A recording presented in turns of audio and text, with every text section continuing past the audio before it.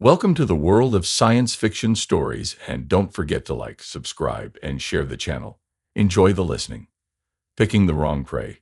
Dropping out of light speed in 3, 2, 1. Wow. Brace for impact. The large star cruiser quickly maneuvered with the agility of a fighter plane as it changed its course to avoid the Allied battleship, barely avoiding the hull. That was a close one. Okay, set course for the battlefield. We are too far from the enemy. Captain Harold sipped his cup of tea as the ship quickly turned its attention to the battlefield below and swooped down like a hawk attacking its prey, still using the inert force of the light speed. Incoming message from the Asahos. That's the one we almost crashed with. The communication operative looked toward him, and the captain gave him a nod. So the alien captain appeared on the screen. Captain Harold ignored him just long enough to give the order, attack pattern John Barry 3, followed up with Jack Sparrow 177. Should keep them busy until the rest arrives. Then he turned his attention to the alien, a humanoid that reminded him of a green dwarf with a blue braided beard and a bald head with several small horns. Mind moving your ship out of our drop zone. There are 20 more ships coming in. The alien captain, a Duzin, was about to say something as the next human cruiser flew past him at near light speed, copying the maneuver he had just performed. And instead of replying or yelling at him, the alien captain let out a scream of panic and tried to duck out of the screen. Sending you a safe course and location. Wait for the ambush command. Captain Harold cut the communication and turned to the screen. The mission was a simple invasion of a planetary body. His job with his backup was to attract as much attention as possible and have these aliens focus on him and his attack force. The ground forces were going to attack from the other side of the planet and hopefully make landfall before they could mount a defense. That meant he had to take out as many battle satellites as possible without them realizing that they were being blinded. On his display, he saw 4 other cruisers drop out of light speed and engage the enemy. That made 6, and with a smirk, he gave the command, "Commence Operation Stormtrooper." He got the green confirmation signal from the other ships. As the enemy felt the battle starting to shift, the large human ships that had moved like fighters and delivered serious damage on the larger capital defense ships were now targeting the smaller ships and started to miss with several near hits and half hits that gave the enemy hope. They immediately started a counterattack, sending in more ships and redirecting the remaining defense force to the battle. Captain Harold watched as all the calculated misses actually hit their intended targets, satellites in orbit as well as ground-based defense bases. LAMM incoming. The communication officer barked as 4 mock cruisers dropped out of light speed and engaged in the battle. They may look exactly like his cruiser, but were in fact just drones with a specific mission.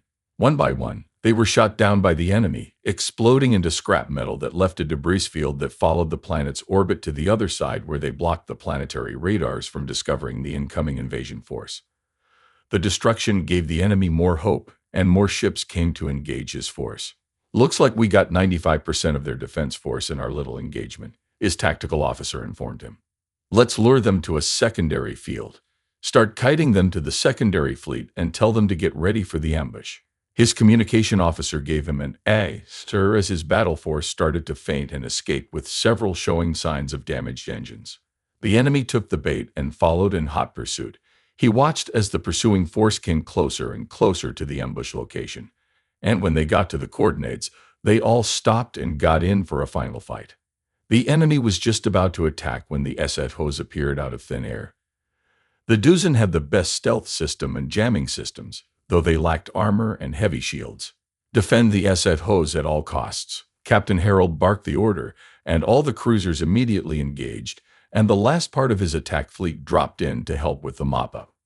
The battle looked more like a swarm of bees buzzing around as blasters, rockets, and projectiles were now used at deadly precision.